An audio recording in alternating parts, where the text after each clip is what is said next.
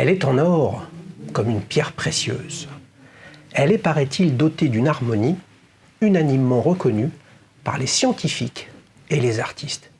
Mais comment est-ce possible que ces deux opposés soient d'accord? Eh bien, vous savez quoi? C'est Geoffrey. Il est de retour. Il va tout nous raconter sur sa Patek Philippe Ellipse référence 3848. C'est parti pour une divine émission de Petite Montre entre amis.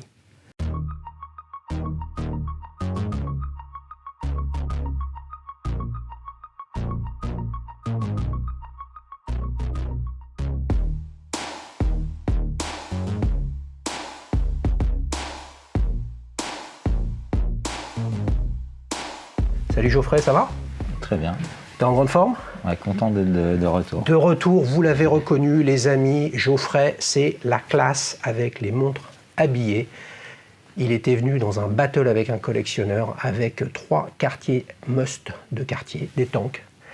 Il rêvait, il nous l'avait dit, d'une Patek Philippe Ellipse. Eh bien c'est le cas, ça y est, t'as fait la folie. Ouais. Il a pris une divine décision, les amis, il s'est offert la montre de ses rêves. Alors, est-ce que tu l'as amenée? Exactement. Il l'a amenée, elle est à son poignet. Je la vois, peut-être que je vais réussir à l'essayer. Tu me la prêtes? Avec plaisir. Faire gaffe, elle est très fine. Je vais essayer de la passer à mon poignet.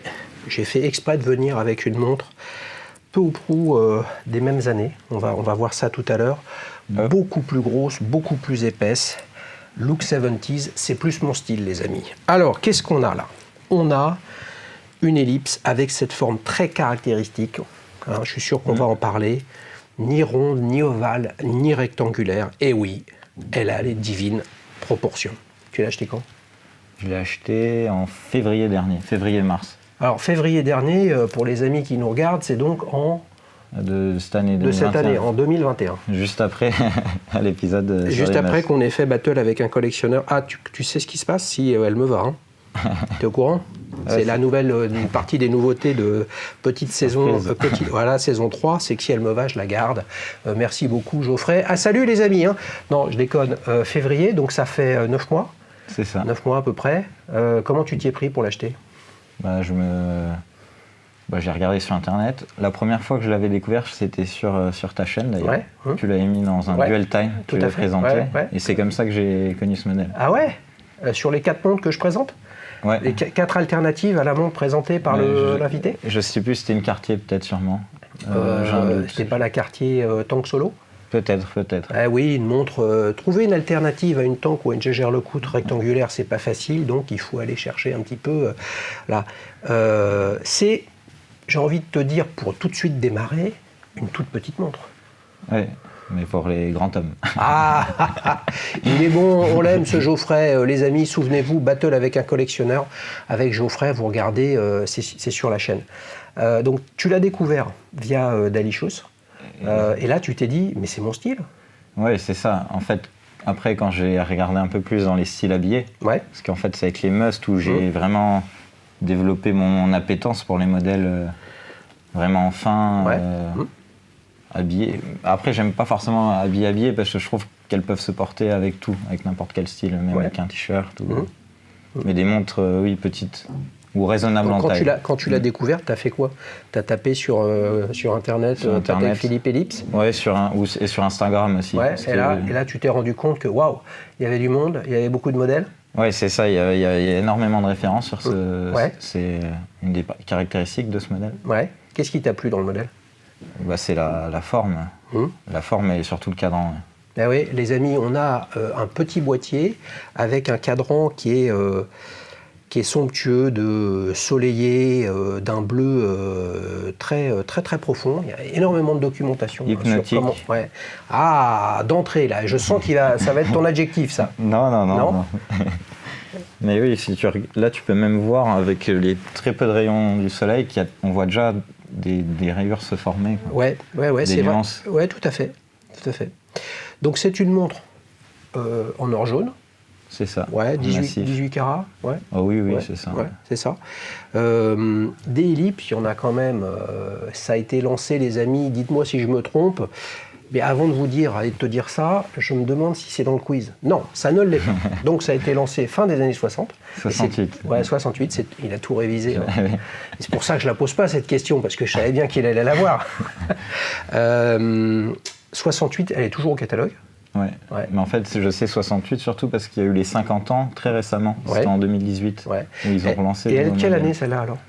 Je sais pas trop, j'ai pas les papiers, mais c'est fin des années 70, début des années 80, je crois. Ouais, mais là, avec une montre comme ça, d'une marque aussi renommée, si ce n'est la marque la plus renommée dans l'horlogerie. Il y a toujours Rolex, qui est le monde du superlatif à tout point de vue, dans le business, les volumes, le chiffre d'affaires, tout ce qu'on veut, etc., etc. On le sait, mais la marque ultime de luxe, c'est peut-être, en tout cas ça en est pas loin d'être Patek Philippe. Tu t'es pas dit, je vais aller au salon Patek à Paris, je vais me présenter et puis je vais demander à ce qu'elle soit à avoir un certificat des archives ou un truc comme ça? En fait, je l'ai pas fait, j'aurais dû le faire dès le début et ensuite la politique a changé au courant de l'année. Donc récemment? Ouais, c'est au courant de l'année. La politique de quoi? D'extrait des archives. Ouais. Avant c'était 150 francs suisses et maintenant c'est passé à 500. Donc c'est pour le prix de la montre où je l'ai payé, pour l'instant ça vaut pas le coup. Et puis j'ai pas envie de la vendre, j'ai pas forcément intérêt. C'est vrai que c'est intéressant surtout d'avoir l'année et savoir si c'était vraiment ce bracelet qui était vendu dessus. Ouais. Parce que des fois il y a le bracelet très beau intégral en or complet. Ouais. Il est comment en petite maille, en maille milanaise? Ouais. C'est pas vraiment milanaise, c'est entrelacé avec assez gros, mais vraiment magnifique. Ouais. Mais là pour le coup, tu as quand même un bracelet qui a tout l'air d'être un bracelet de chez Patek Philippe. En tout cas, Patek Philippe Genève avec la croix bien connue, qui est leur logo. Ouais. Avec la boucle aussi. Bah, bien sûr. Vous vous souvenez, les amis, quand Geoffrey était passé nous voir, même s'il était à distance pour ce battle avec un collectionneur, tu avais les boucles Cartier, effectivement, sur tes musts de Cartier. Alors, là, on est toujours dans le même ADN en termes de montres que tes Cartier. C'est-à-dire, tu as utilisé le terme habillé, on pourrait dire classique, dress watch, minimaliste, etc. Donc, c'est le même ADN, d'accord? Par contre, on est sur une marque complètement différente, qui n'est pas un peu troublée par tout ce que peut faire Cartier dans la joaillerie, les bijoux, etc. Là, c'est vraiment mainstream horlogerie. Tu t'es dit, waouh, c'est un Graal d'avoir une Patek ou finalement, c'est vraiment une affaire de design pour toi? Non, c'est vraiment de design, parce qu'après, ça ne m'attirait pas forcément le nom Patek Philippe. Je me suis jamais dit, il m'en faut une absolument, ou comme il me faut une Rolex. Ça m'est un peu égal. Ouais. C'est surtout le design qui m'a intéressé. Oui. Donc la forme? Ouais, la forme. Qui est très particulière. Il y en a très peu en forme d'ellipse. Et puis c'est le top. En vrai, si on regarde dans les montres habillées, avec la Calatrava, où là je le regardais aussi un peu, mais celle-là était plus particulière en fait. La Calatrava est plus lisse en fait, je trouve. Bah, elle est plus ronde, elle est tout ce qu'il y a de plus classique. On pourrait en croiser beaucoup des Calatrava sans que ça en soit. Exactement. Là, pour le coup, une ellipse comme ça, avec cette forme très particulière, sans anse. Alors, les amis, dites-nous, avec ces anses comme ça, là, je ne sais pas si vous voyez à l'image, ça a un nom que je ne connais pas, qui est plutôt d'ailleurs un style souvent, quand il y a des anses comme ça, ce sont des montres pour femmes très exubérantes, plutôt de petite taille, etc. Mais là, en fait, ça sert à faire que ça ne pollue pas l'harmonie, les amis, la divine harmonie. Et oui, puisque c'est ça dont il s'agit. Les proportions de cette montre, tu as regardé un peu tout ce qui se raconte sur les proportions du nombre d'or et tout ça? Bah, c'est ça qui est marrant, on peut passer des nuits à regarder le nombre d'or. Alors, j'ai essayé de passer des nuits aussi, les amis. Alors, le problème, c'est que vous savez que petite montre entre amis, c'est pas cuté toutes les 15 secondes où je lis le prompteur et puis si je l'ai pas bien dit, ça va pas. Donc, résumer le nombre d'or, en termes mathématiques, j'aurais peur de dire des conneries, etc. Ce qui est intéressant, c'est que ce sont des proportions, c'est ça qu'il faut voir, les rapports entre les choses, entre les angles, par exemple, qui se retrouvent dans la nature, qui se retrouvent dans potentiellement dans des bâtiments légendaires, la pyramide de Khéops, le Parthénon, etc. Même si scientifiquement, c'est pas complètement vérifié, mais le nombre d'or serait finalement un endroit où les scientifiques et les artistes trouvent un terrain d'entente. C'est-à-dire qu'il y a d'un côté la suite de Fibonacci, qui justement se trouve dans la nature sous la forme d'une spire végétale ou d'un coquillage, voilà, sans rappeler le spiral, tu vois, qui l'évoque un petit peu. Et puis de l'autre côté, eh bien, d'un point de vue artistique, des gens se sont dit, en fait, ce sont les plus belles proportions et ont commencé à faire des œuvres, des bâtiments, de l'architecture, en utilisant ces proportions-là. Voulu ou non. Voilà, voulu ou non. Donc en fait, est-ce que c'est dans la nature ou non ? Est-ce que c'est l'homme qui, après, a essayé de créer des choses en fonction de ça ? En tout cas, pour beaucoup, ce sont des proportions qui sont parfaitement adaptées à la vision humaine, etc. L'homme de Vitruve de Léonard de Vinci, ça applique la logique du nombre d'or. Vous vous souvenez, ce dessin où l'homme avec un bras en croix qui est dans un carré ou dans un rond, c'est ce qui fait que c'est la meilleure des harmonies pour l'être humain. On pourrait y passer des heures. Les spécialistes me diront que je déblatère, ce qui est probable. En tout cas, c'est ce qui fait que cette montre est considérée comme une des plus belles montres bracelet qui ait jamais été faite. Mais ce qui est marrant, c'est que je l'ai cherché le nombre d'or et je ne l'ai pas trouvé, moi. C'est vrai ? Non, en regardant les proportions. Ouais. Donc si quelqu'un sait comment... ça peut être dans les angles aussi, peut-être dans l'arrondi, je ne sais pas. La formule mathématique, les amis, c'est que tu prends la largeur et la hauteur. Donc, si c'est dans un rectangle d'or. La hauteur, voilà. La hauteur, c'est A, la largeur, c'est B. Eh bien, le nombre d'or fait que, entre parenthèses, les amis, les maths, vous savez que j'adore ça. A plus B ramené à A est égal à A ramené à B. Et là, forcément, c'est toujours le même A et le même B, et le rapport, c'est 1,618. Qui se retrouve. Et donc, forcément, dès que vous avez un bâtiment, il y a quelques angles et quelques projections sur la pyramide de Khéops qui correspondent à peu de choses près à ça. Et donc, en ce sens, est-ce que c'est pas quelque chose de divin qui a amené ces proportions-là ? D'autres marques exploitent le nombre d'or, les amis, mais je ne peux pas le dire parce que c'est dans le quiz. Alors, où est-ce que tu l'as acheté ? Je l'ai acheté sur Chrono 24. Ouais, donc tu n'es pas le premier à acheter des montres là-dessus. Tu nous avais déjà dit que tu achetais en ligne. Ouais, j'ai acheté en ligne, mais pas sur des modèles, pas sur la même gamme de prix. Ok. Mais... Chrono 24, et le vendeur était où ? À des professionnels basés à Milan, donc un Italien. Ouais, donc tu as vu une annonce, tu as écrit. Ouais, c'est ça, j'ai écrit. Et qu'est-ce qui fait que tu as été rassuré ? Après, je me suis renseigné un peu sur le modèle. J'ai aussi, pour savoir si... Parce que le problème avec l'ellipse, c'est qu'il y a plein de références. Et donc, on se perd un peu dans la multitude, et même dans la multitude de prix. Et du coup, j'ai contacté John Reardon. En fait, il a une chaîne YouTube qui s'appelle Collectability. C'est un Américain, et c'est un peu l'expert de l'ellipse. Ouais, mais il n'a pas aussi un blog ? Si, justement. Et donc du coup, j'ai envoyé un mail en lui disant, j'ai même mis l'annonce, et je lui ai dit, est-ce que la référence là était intéressante, et quels sont les points d'attention particuliers, et en gros, quel est à peu près le prix normal à payer pour ça. Ouais, et c'est quoi le prix d'une ellipse comme ça ? Moi, je l'ai eu plutôt à un bon prix. Je l'ai eu à 5 700 €. Ouais. Donc, c'est déjà, vu que c'était il y a un an, ça a déjà explosé. Ouais. Mais je pense que ça a été vendu à 6 100 à la base.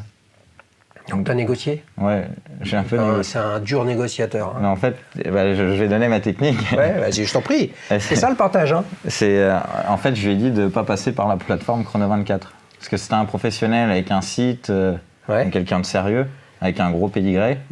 Et je lui ai dit... Donc beaucoup de feedback et d'avis sur les transactions passées. C'est ça. Mais ça, c'est les avis et les feedbacks qu'il y avait sur Chrono 24. Ouais, sur Chrono 24, mais après, en termes de profil ou le type de montre qu'il avait... Ouais. Mais il n'est pas... Il me semble, vous nous direz les amis, puis tu me diras en commentaire, mais c'est intéressant cette expérience. Il me semblait que dès que tu avais engagé une conversation, peu importe la forme, avec le vendeur via une annonce Chrono 24 considérait que la transaction était faite avec lui. Non. Il Okay. demande. Donc tu l'as trouvé sur Chrono 24, après sur WhatsApp, on a discuté, il m'a envoyé des photos en plus et donc en fait directement on peut avoir à peu près 8% de réduction parce que c'est la com de Chrono 24. C'est la com de Chrono 24, ouais. Et puis après il était pressé pour la vendre aussi. Et donc j'ai essayé de paraître le plus sérieux possible, comme quoi je pouvais la payer directement. Du coup j'ai un petit tarif et après il m'a dit non je peux plus. Et là j'ai mis ma dernière carte, j'ai dit ok mais avec les frais de port offerts alors. Ça fait toujours 150. Ah oui, en plus frais de port avec sécurisé. Bah oui. Oui, bien sûr. Tu la voulais en cadran bleu ? Oui, c'est le modèle que je préférais. Après j'aimais beaucoup la version platine aussi. Avec justement gris, acier. Et le cadran est de quelle couleur ? Bleu également. Ouais. Il me semble que c'est un peu la référence, enfin le modèle de référence, la Ellipse en cadran bleu comme ça. Ah oui, ça c'est le modèle classique. Après il y en a eu plein d'autres. Il y en a eu un peu brun, ou même or, juste or le cadran. Mais après c'est de l'or quand même. L'or bleu là, c'est un mécanisme qu'ils font. Je crois que c'est une base 16 carats le cadran, et ensuite ils font un plaquage à vide entre un mix d'or 24 carats et de cobalt bleu. Voilà, c'est ça. Et pour le coup, quand il y a une montre comme ça, assez exceptionnelle, certes très habillée, donc on n'est pas dans la plongée, la conquête spatiale, etc. Donc c'est pas si simple de se renseigner, mais alors pour le coup, le site dont tu as parlé, Collectability, est très très bon. Il y a vraiment énormément d'informations sur toute l'histoire de l'Ellipse. Je vous mettrai le lien dans la vidéo, comme ça vous pourrez aller jeter un œil. Et effectivement, c'est expliqué comment ils ont travaillé et fabriqué le cadran, et sans surprise. Ce cadran a été fait par un des partenaires, un des artisans bien connus en Suisse et à Genève. Pourquoi ? Parce que c'est le propre du business de l'horlogerie à cette époque, où il n'y avait pas l'intégration et la verticalisation de tous les métiers, comme c'est fait chez Rolex aujourd'hui, et même chez Patek Philippe, qui maintenant a tout intégré en interne. Donc, un petit peu moins de 6 000 €, c'est ça. Et tu as un boîtier tout en or avec une boucle également tout en or. Ouais, donc les points d'attention, c'est bien d'avoir la boucle, parce que sinon c'est impossible à la trouver, ou ça coûte un bras. Je pense que c'est même pas possible de la retrouver. Oui, une boucle seule. Une boucle seule, c'est que quelqu'un a une montre tout seul.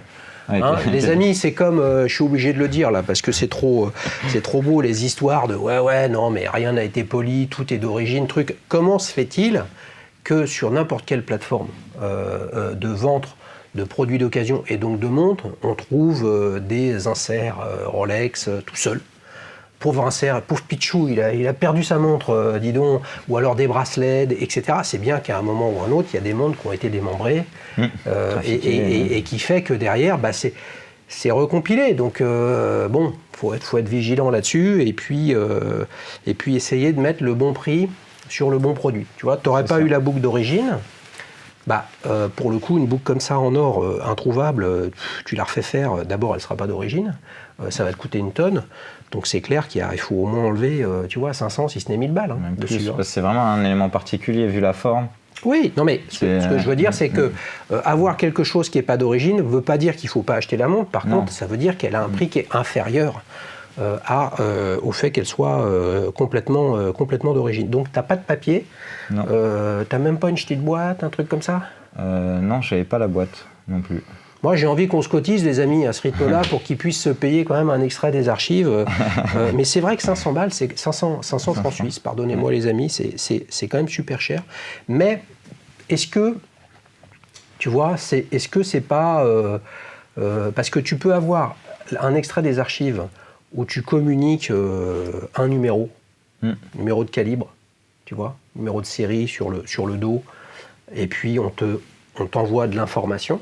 Et puis, de l'autre côté, tu peux avoir une autre prestation où tu laisses ta montre chez Patek Philippe, et là, tu as un mec qui va te l'ouvrir, le truc, le machin, etc., et qui va te faire une prestation qui est différente de simplement aller regarder dans le registre qui a été numérisée d'ailleurs. Hein. Qu'est-ce que tu as pour 500 francs suisses? Je sais pas, je me suis pas vraiment intéressé. Les amis, ça va être bientôt Noël. Je pense que Geoffrey, il va se décider à faire quelque chose sur le sujet. Donc, tu as une belle couronne hein, avec la croix de Calatrava, les poinçons à l'arrière. Tu as le sigma aussi sur le cadran qui montre que les indices, c'est un signe pour dire que les indices sont en or massif. Le sigma. Ou sur les côtés du Suisse, ouais, le sigma. Ça. C'est intéressant, j'avais vu ça sur les images. Je me suis posé la question. Ça veut dire ça en fait. Donc il n'y a pas de tritium? Non. Il n'a pas l'été du tritium, les amis. Ah, c'est bon ça. C'est quoi l'adjectif qui pour toi caractérise cette montre? Je vais dire divine. Hein. Ah ouais, c'est beau ça. Hein. Bah oui, je suis assez d'accord avec toi. Alors c'est vrai que là on est sur un format. Elle fait quoi? Elle fait 32 x 27, je crois. 32 x 27, ouais. Millimètres. Ouais. Bah, pour moi, je trouve ça un petit peu petit, tu vois. Mais on s'en fout, les amis, c'est ta montre. Tu vois. Toi, ça correspond au format que tu aimes porter. Ouais, après j'ai un poignet un peu plus petit que toi. Peut-être que les versions jumbo ou plus actuelles, tiraient mieux. Ouais, justement, c'est ça là où je voulais en venir. Celle-ci donc date de fin 70, début 80, schématiquement. Et aujourd'hui, c'est beaucoup plus gros? Ah ouais, c'est énormément plus gros. En plus, j'ai pu l'essayer il n'y a pas si longtemps à Rotterdam. Ouais. Je suis allé dans un Citroën shop, ça s'appelle, c'est un gros revendeur aux Pays-Bas. Ils ne vendent pas de voiture? Non. Bon, ok, je sors, les amis. Mais il avait quasiment pas de montre à vendre. Parce qu'il faisait que Rolex et Patek, et donc le shop était quasiment vide. Ouais. Mais par contre, j'ai pu voir la Ellipse en or rose et le cadran, il est noir. Ouais. Et j'ai pu l'essayer. Ouais, et là, c'était trop gros pour toi. C'était une télévision. C'était énorme. Moi, je trouvais que ça faisait... je trouve que c'est pas élégant pour les montres habillées. Sur les plongeux, ça me dérange pas, ça sert le propos. D'avoir une visibilité dans des environnements hostiles. Donc ce que tu cherches quand même avec une montre divine comme ça, hein, selon l'adjectif qu'utilise Geoffrey, c'est la discrétion. On n'est pas sur de l'ultra plat, mais on est quand même sur une montre qui est assez plate, hein, qui fait, c'est quand même fin. Ça passe sous une chemise. Ce que tu attends, c'est la discrétion, un bel objet, quoi. Oui, c'est ça. Après, les gens sont assez curieux quand même en termes de forme. En fait, par rapport au modèle Oyster, Rolex, en fait, ça c'est beaucoup plus original. Ah bah oui. Non, mais c'est plus original. C'est plus original par la forme et par le fait que les volumes sont pas les mêmes. Sorti en 68, c'est ça? Ouais. Et oui, sorti en 68, les amis. Calatrava, c'est sorti en 1934 de mémoire, juste après l'arrivée de la famille Stern. Entre les deux, de mémoire, il n'y a rien qui a été lancé. Pourquoi? C'est une autre époque où on n'était pas encore dans des logiques complètes de gamme, en tout cas pour la haute horlogerie. Et ouais, 68, 72 Nautilus, Aquanaut fin 80, début 90. Il y a même une référence Ellipse Nautilus, je ne sais pas si tu l'as vu, mais qui est un peu bizarre en termes de style. Ouais. Ça c'est la beauté de petite montre entre amis. Vous verrez tout à l'heure, on va se marrer. Quel est le petit détail que tu préfères sur cette montre? C'est vraiment les rayons du soleil qui tapent sur le cadran. Ouais. C'est dur de s'en lasser, je dirais. Elle a un truc qui est vraiment sympa, c'est qu'on a l'impression, j'ai eu beaucoup de mal les amis à faire les images parce qu'il n'y a pas de traitement anti-reflet, donc c'est pas simple. Donc on a un cadran qui est soleillé et on a un peu l'impression aussi qu'il y a des stries verticales parfois. C'est vraiment superbe. Il y a vraiment beaucoup de rayons de soleil. On se demande si on n'a pas une illumination divine, les amis, comme cette superbe montre avec des divines proportions. Tu la portes très régulièrement, tu changes toujours autant avec tes autres montres, ou alors celle-ci, c'est depuis que tu l'as, c'est vraiment celle que tu portes en priorité, quoi. Non, ça dépend des occasions. Ça, je la mets vraiment pour des occasions spéciales. Par exemple, je l'ai mis pour le mariage d'un ami. Donc là, c'était l'occasion parfaite pour la mettre, même si c'était en été. Ouais.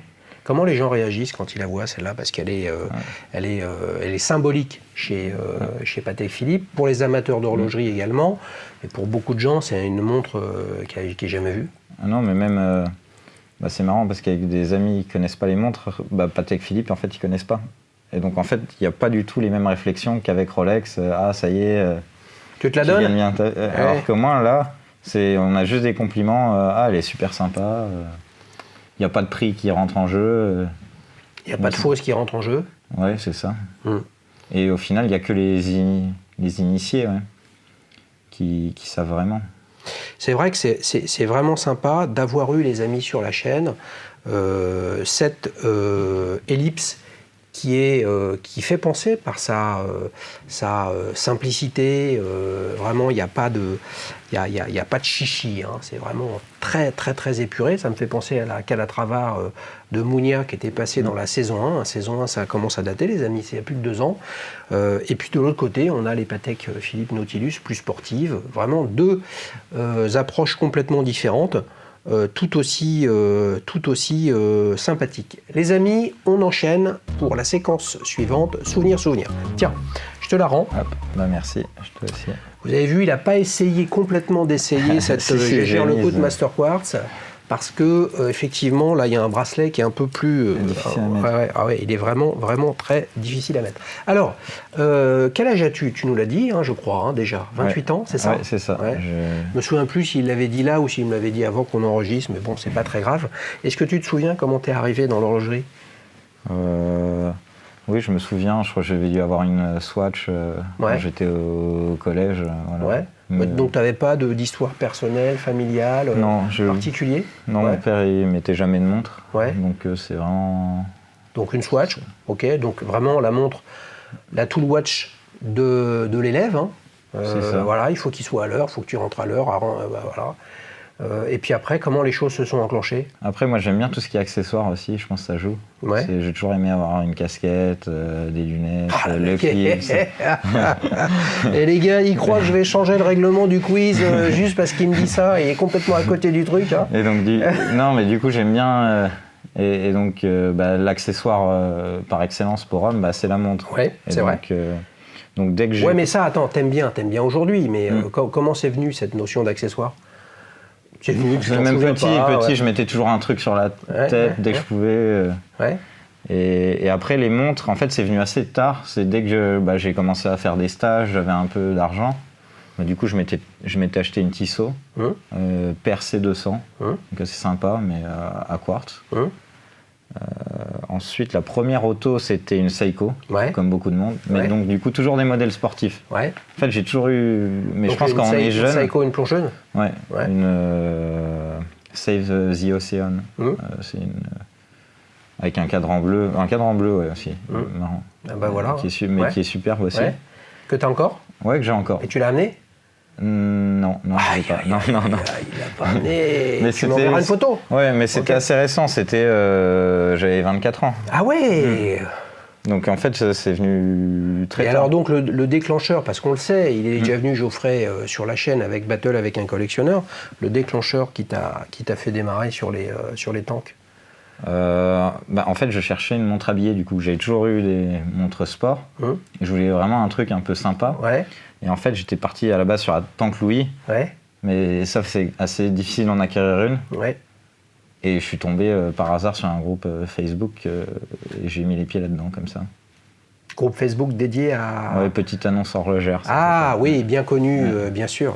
Donc pas dédié à Cartier. Non. Donc petit à petit, tu as vu défiler des montres. Et là, c'est la frénésie. Et là, il s'est fait ronger le cerveau. Alors, après, il y a eu le Covid aussi, et donc du coup, c'est... Donc c'est assez récent. Ah ouais, très récent. Après, il y a aussi un aspect, c'était avec mes meilleurs amis, et on discutait de ça, on voulait tous s'acheter un peu une première belle montre. Et le premier à avoir craqué, je crois que c'est Alex avec une Omega Speedmaster. Et après, ça y est, c'était parti. Alors, qu'est-ce qu'il y a eu? Il y a eu une Speed, donc il y a eu le Cartier Tank Must que tu as eu toi. Tes autres potes, là, ton groupe d'amis, là? Il y a eu une Cartier Santos, B, une Rolex Oyster Perpetual, les nouvelles, là, en bleu. Donc, et toutes nouvelles, avec le bleu acidulé? Bleu nuit, Et après, moi, j'ai pas mal acheté. J'ai mis Santos. Ouais. Et eux, ils sont pareils. Tu les as tirés vers le bas ou vers le haut. En fait, on s'est tous tirés vers le haut. Parce qu'on s'envoyait. Tous les jours, on s'envoie des trucs et c'est l'escalade. C'est beau, les amis. Vous avez vu. Comme quoi, c'est une affaire de passion, d'émotion et de partage.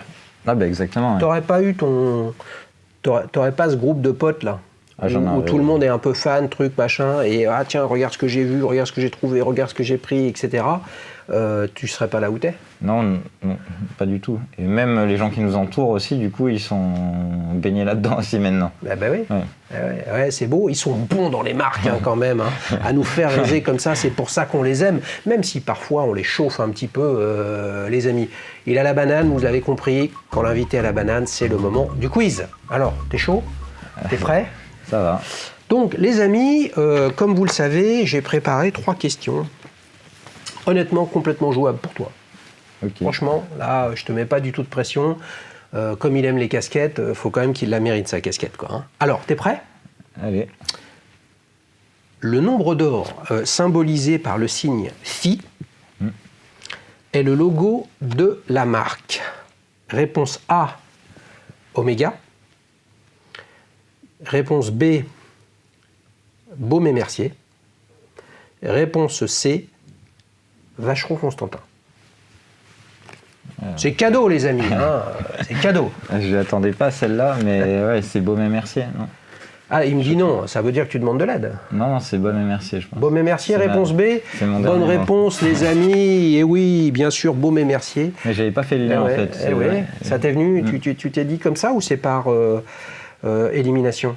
Non, c'est après, maintenant, j'ai fait, c'est vrai, c'est le nombre Phi. Eh oui, c'est le logo Phi qui est utilisé par Baume et Mercier depuis la fin des années 60. C'est pas très clair la date exacte à laquelle ils ont démarré ça.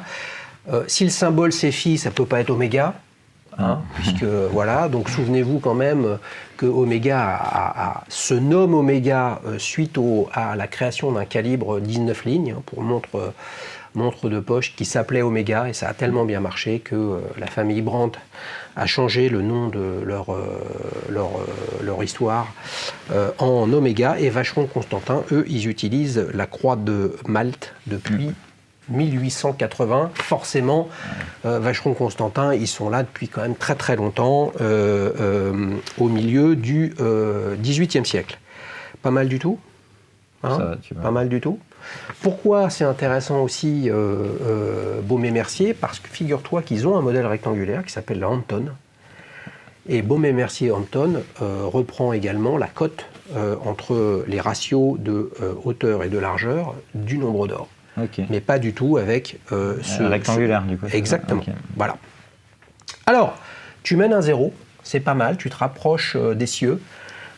Tu as tout là-haut une belle casquette d'Ali Chouz qui t'attend. Alors, le nombre d'or s'appelle d'autres façons. Cherchez l'erreur parmi ces autres noms donnés au nombre d'or.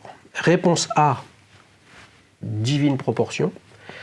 Réponse B, section dorée. Réponse C, bonté divine.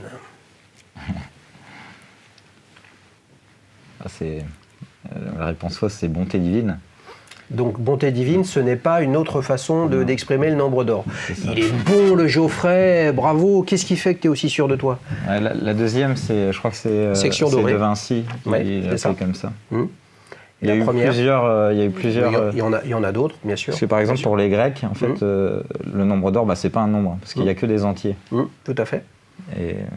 Et donc, bonté divine, c'est une. Je le lis parce qu'il faut être précis quand même. Exclamation exprimant la stupeur, la colère et l'étonnement. Bonté divine, c'est un peu désuet, effectivement, comme expression. Nos amis du sud de la France et de Marseille nous diraient bonne mère. À la place, les chrétiens, Jésus, Marie, Joseph. Vous voyez, il y a plein de façons de le dire. Et évidemment, bonté divine n'a pas de rapport avec le nombre d'or. Donc là, tu mènes 2-0. Donc voilà, non mais tout à fait. Et tu sais que pour partir avec la casquette, ça peut être 3-0 ou 2-1.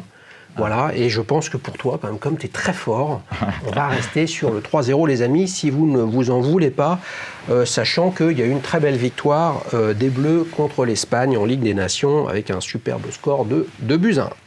Donc je te souhaite de faire un 3-0. Alors, mais je pense que c'est jouable. Patek Philippe a commercialisé dans les années 80 un modèle inspiré de l'ellipse, qui avait comme surnom réponse A, Nautellipse, réponse B, Aqualypse, réponse C, Calypse. Du coup, ça revient à ce que je disais, qu'il y avait un mix, une référence qui mélangeait l'ellipse et la Nautilus. Donc, Nautellipse, Aqualypse, Calypse. Donc c'est la Nautellipse. Ouais. Nautellipse, et oui, bonne réponse. Rendez-vous compte, les amis, même à force de lire des bouquins sur les montres, etc., dans tous les sens, j'étais jamais passé sur ce modèle-là. C'est une Patek Philippe Nautilus, référence 3770, surnommée Nautellipse. D'où vient le surnom, je ne sais pas. Eh bien, imaginez une Nautilus avec une forme d'ellipse, c'est-à-dire qu'au lieu d'avoir une sorte de cadran plus ou moins octogonal, eh bien là, vous avez la forme de la lunette qui est clairement le nombre d'or, et donc la forme d'une ellipse, mais avec les oreilles sur les côtés de la Nautilus et le bracelet intégré. Ouais, on dirait un monstre marin. Exactement, donc on a trois références distinctes au sein de ce 3770, en acier, tout en or et acier, et avec quand même comme caractéristique, ce ne sont que des modèles à quartz. Pas si cher que ça, d'occasion. Après, on a l'impression d'avoir eu quelqu'un qui a fait, comme le compte Instagram, Croisons-les. Je le connais pas, je le salue parce qu'il me fait bien rire, et qui mélange deux mondes complètement distincts. Voilà, c'est assez original, ça a duré 10 ans, un peu plus de 10 ans, de 1900, début 80, fin 80, début 90. Tu l'avais en tête, ce modèle-là ? Oui, je l'avais vu. Et quand tu l'as vu, tu t'es dit quoi ? Je me suis dit, qu'est-ce que c'est ce truc ? Mais c'est ça la beauté de ce modèle, c'est le nombre de références. Parce que là, moi, j'ai les aiguilles bâton, mais il y a aussi en aiguille dauphine. Et même les couleurs de cadran. Il est dans la merde, les amis. Il est dans la merde, le Geoffrey. On est tombé sur celui qui va se mettre à... Je vais me faire une collection, je vais me faire une verticale sur la ellipse. Et là, il va falloir que tu bosses comme un malade. C'est chaud. C'est chaud. Bon, les amis, tonnerre d'applaudissements pour Geoffrey, qui va repartir avec, comme la casquette de son enfance. Tu vois, une belle casquette d'Alichus, spécialement pour toi. Là, tu vois, waouh, la classe. En plus, elle lui va sans aucun réglage. Les amis, on se régale. On enchaîne pour la séquence suivante, la séquence surprise. Alors, tu as vu avec la saison 3 de Petites Montres entre amis, je me suis dit, je vais rajouter un petit quelque chose de sympa et je vais te présenter une montre pour te faire réagir. Les amis, vous la voyez, alors il y a peut-être un reflet là, c'est une Vacheron Constantin Malte à remontage manuel, une superbe montre. Je te passe un petit exemplaire, tu as juste une photo pour réagir sur ce modèle. Donc c'est une montre en or gris 18 carats qui existe en or. Là, on a un modèle très simple, 3 aiguilles. Il y a en version tourbillon, il y a plein d'autres modèles. Bien sûr, Poinçon de Genève, chez Vacheron Constantin, comme quasiment tous leurs modèles. Pas tous, pas la 56 de mémoire. Étanche 30 mètres, format un peu plus grand que la tienne. Mais Poinçon de Genève aussi. Poinçon de Genève, ah oui, à l'époque, avant que Patek ne décide d'aller sur son propre poinçon. C'est ça. Et ouais. Qu'est-ce que tu en penses de cette Vacheron Constantin ? Ça s'est montré, quoi. Ah oui. et il revient sur la chaîne, je ris grassement, les amis, mais bon, il revient, donc je sais ce qu'il aime. Et je me suis dit, ça, t'as pas ça. Non, ça, j'ai pas. Mais ça me rappelle, alors je sais pas de quand ils l'ont sorti, mais ça me fait beaucoup penser à la Cartier Tortue. Ouais. La forme. Oui, alors elle est plus... elle a plus encore une forme de tortue que celle-ci. Oui, celle-là est moins bombée. Ouais. Voilà, c'est ça. Mais... Alors, la Malte, les amis, c'est assez simple de se renseigner dessus, notamment sur le site de Vacheron Constantin. Ils ont, début des années 1910, sorti des premiers modèles, justement au format tonneau. Et 100 ans après, en 2012, ils ont ressorti cette collection, justement, en honneur de ce qu'ils faisaient à l'époque. C'est le propre de Vacheron Constantin qui, j'ai pas la date exacte, c'est pas ce qui m'intéresse le plus, c'est d'essayer de comprendre le cheminement jusqu'à ce que Richemont rachète Vacheron Constantin. Il n'y avait pas de collection chez Vacheron Constantin. Donc les Overseas 56, Malte, Patrimony, etc. sont des constructions marketing où ils sont allés piocher dans des références à 4 chiffres, à 5 chiffres, peu importe, à 3 chiffres de leur catalogue pour en faire une collection. Parce que dans les temps modernes, quand même, il faut faire des collections, ce qu'a fait Rolex dans les années 50, etc. Ce qui n'était pas le cas de Vacheron Constantin. Donc ça, c'est une façon de regarder dans le patrimoine de Vacheron Constantin. Qu'est-ce qui te marque ? Tu nous as parlé de la forme du boîtier. Ouais, quoi d'autre ? Surtout la forme du boîtier. Après, il n'y a pas trop de chiffres romains. Je pense que ça va me plaire. Ouais, ça va me plaire. Ouais, franchement, c'est beau, les amis. Là, honnêtement, non mais les indices sont en or aussi, j'imagine. Peut-être. Je sais pas. Je sais pas. Moi, je crois que dans le monde de l'horlogerie, tout commence de toute façon par une émotion sur un modèle et sur une photo. Donc là, que tu n'aies pas plus d'informations, c'est comme ça. Quand tu as vu la ellipse dans Duel Time, il n'y avait qu'une photo, tu vois. Là, c'est pareil. Donc je ne sais pas s'ils sont en or. Ouais, non, moi, c'est vraiment la forme directe, la forme du boîtier. Je me dis, ouais, c'est sympa. Après, il y a un peu plus de complications que ce que j'ai d'habitude, on va dire. Eh oui, il y a une trotteuse. Hein. Ouais. Ça va te faire mal à la tête. Ça, ça. Ouais. J'ai pu savoir lire l'heure, là. Ouais. Est-ce qu'il y a un détail ou quelque chose sur lequel tu as envie de rebondir ? Moi, j'aime bien je ne sais pas si c'est un indice appliqué, mais j'aime bien le logo. La croix de Malte est en applique, bien sûr. Je pense de façon avec le même matériau que les index. Tu vois, il y a des aiguilles alpha qui, je trouve, est assez rare. Sur ce type de modèle, on aurait pu voir plutôt des dauphines, tu vois, ou des bâtons. Moi, je trouve ça original. Non, et les anses sont pas proéminentes aussi, elles sont très discrètes, donc ça me plaît. Là, il y a une bonne harmonie entre le bracelet et le boîtier.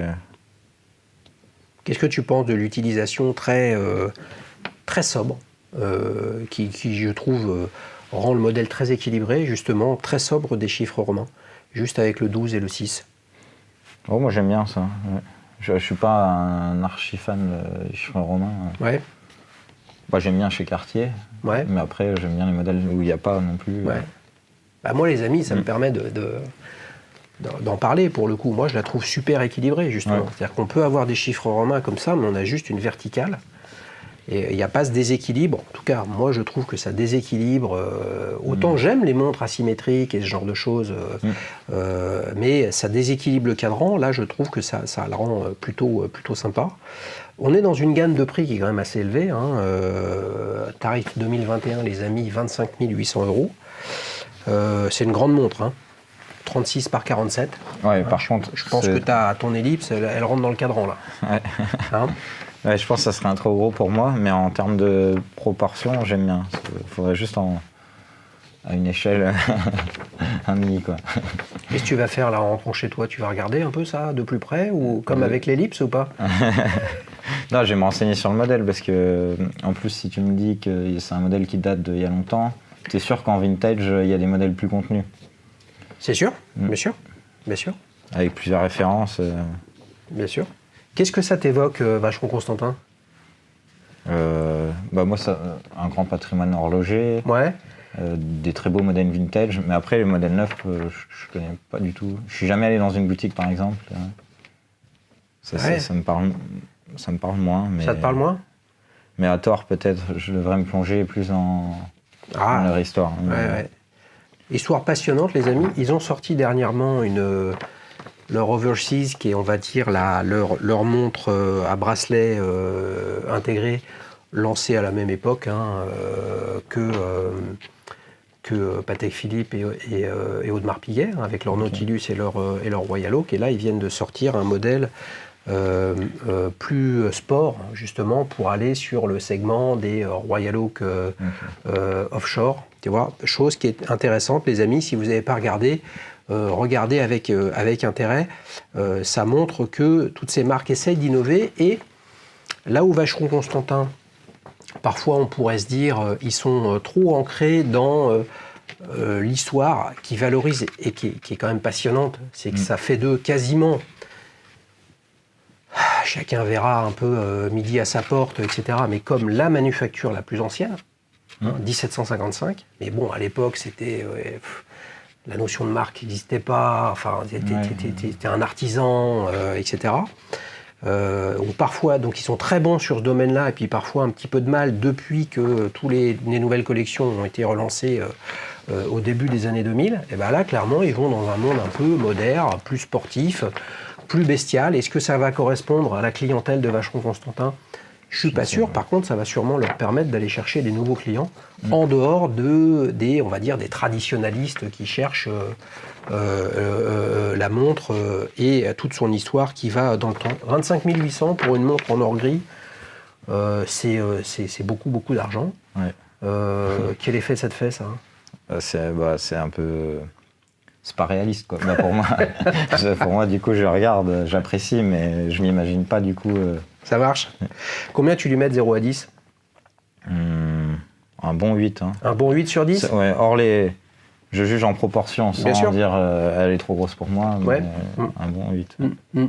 Bon, les amis, je pense que chez Vacheron, là, sur rue de la Paix, place Vendôme à Paris, lorsque Geoffrey reviendra, c'est pas impossible qu'il passe vous voir. Les amis, on enchaîne sur la séquence suivante. Recto verso, là l'idée c'est d'en savoir un peu plus sur Geoffrey. Il nous en avait un petit peu parlé lors de Battle avec un collectionneur. T'es très branché aussi fashion. Ouais, mais avec une approche quoi ? T'as un style particulier déjà c'est toujours avec ce même groupe d'amis où on est 3. Et, on se tire vers le haut pour les montres, mais aussi pour les fringues. Du coup on s'envoyait toujours des choses en fait. Et du coup on a fait une page Instagram. Ouais. Juste pour montrer ce qu'on. Comment elle s'appelle cette page ? C'est du jus du coup. C'est du jus. Ah oui, c'est la tienne. Non mais je pensais que c'était la tienne. En fait, c'est votre page commune. On est 3. Ok.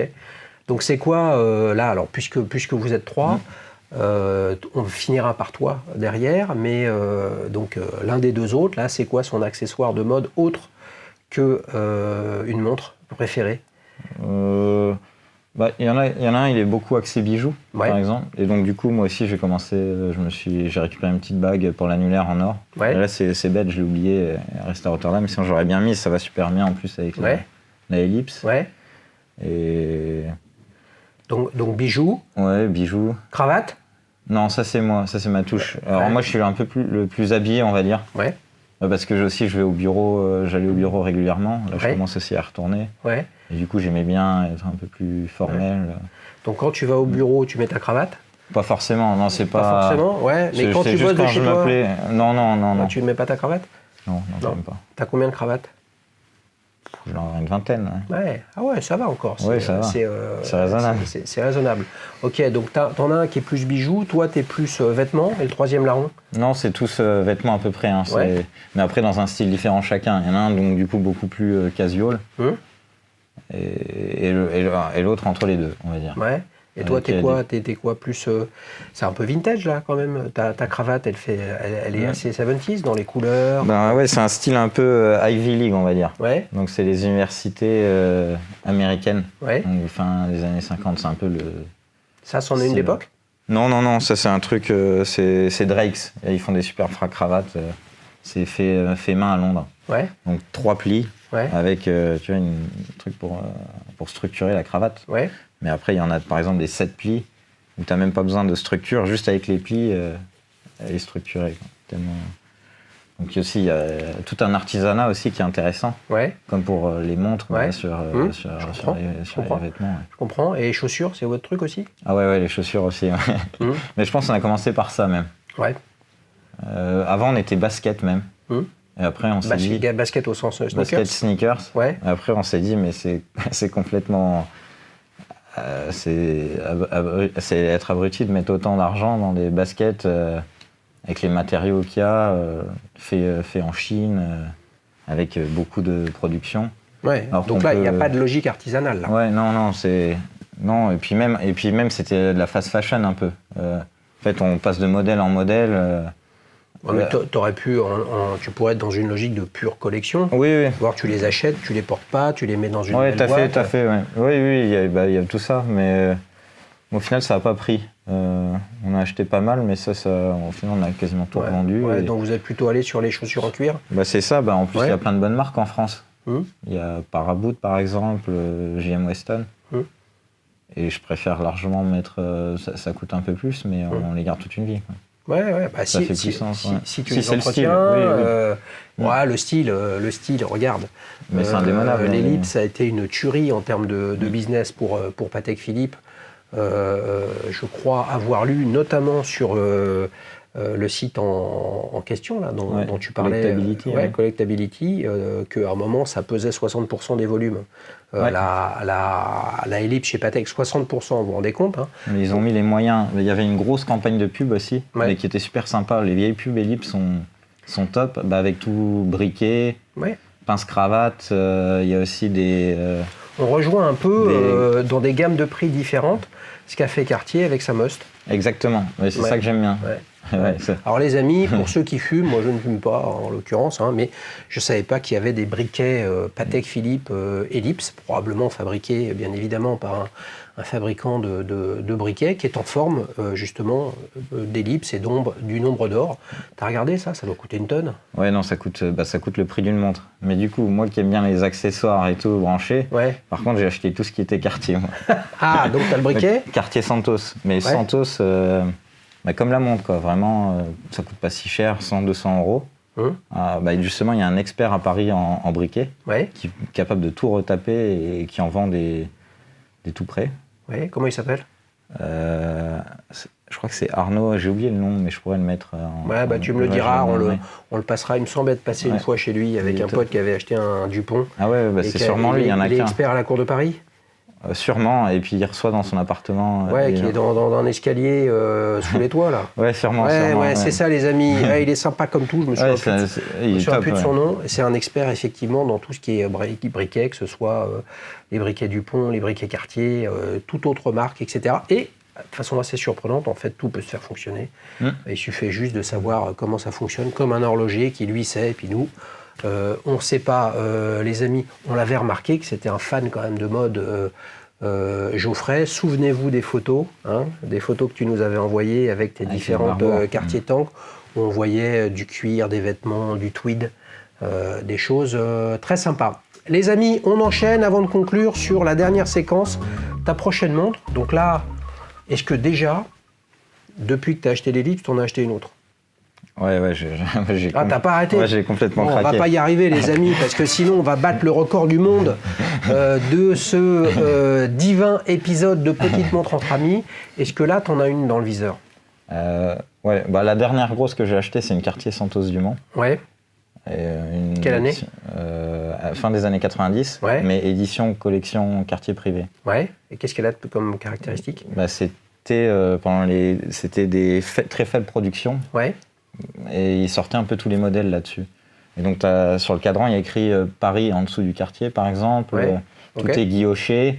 Et c'est les meilleurs mouvements de l'époque aussi. Donc de Gégère, Piaget, Piget, tout ça. Avec des meilleures finitions. Ok, donc toujours dans le même style, montre habillée. Encore plus fin que ça. Ouais. Et là, qu'est-ce que tu as d'autre? Dans le viseur? Non. Ça, c'est celle que tu as achetée. La dernière, parce que j'ai fait une bonne affaire. J'ai vu ça sur eBay, aux enchères. Pendant le mois d'août, il n'y avait personne. Je me suis dit, celle-là, elle a quelque chose de particulier. Ok. Et là, tu as quoi? À part la Vacheron Constantin Malte manuel que je t'ai présenté. Dans le viseur, je pense que je m'achèterais, mais pas maintenant. C'est la Day-Date bracelet président hors la totale, quoi. Ah ouais. Mais... la même que Jack Nicklaus, les amis. Ouais, mais là tu t'attaques d'abord à un modèle qui est d'abord pas facile à porter, tout en or, sur une gamme de prix Rolex. Donc là, ça chauffe. Mais je me demande, les amis, et ça me permet de le rappeler, il n'y a toujours pas de D-Date qui est passé sur la chaîne, il va quand même falloir le résoudre un jour ou l'autre. Je vous soupçonne, les amis, d'imaginer que je ne suis intéressé que par des montres d'aventuriers, de baroudeurs, etc. Pas du tout, la preuve avec Geoffrey. Sinon, on le fait revenir, hein, les amis. Dans un peu plus longtemps. Un peu plus longtemps. Dans quelle saison?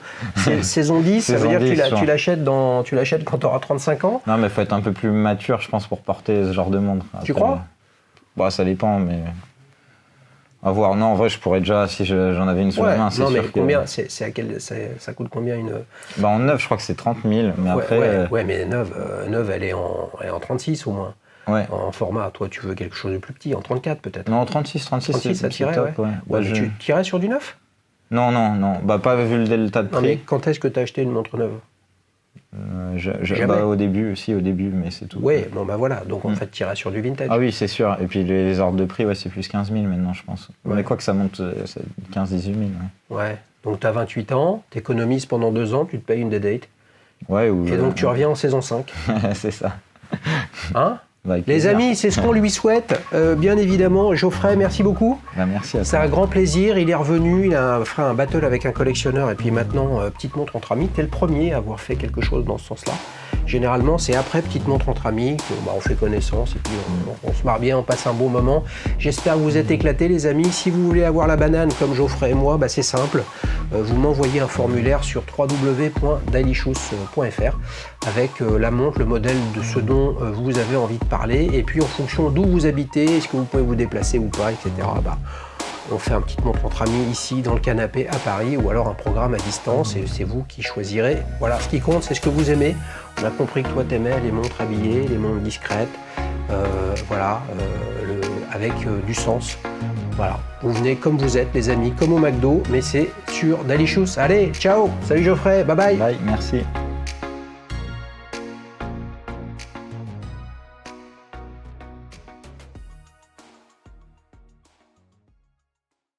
Comment est-ce possible, les amis? Geoffrey va tout nous dire. Il est de retour avec sa Patek Philippe Ellipse. Patek Philippe, comment aux Pays-Bas?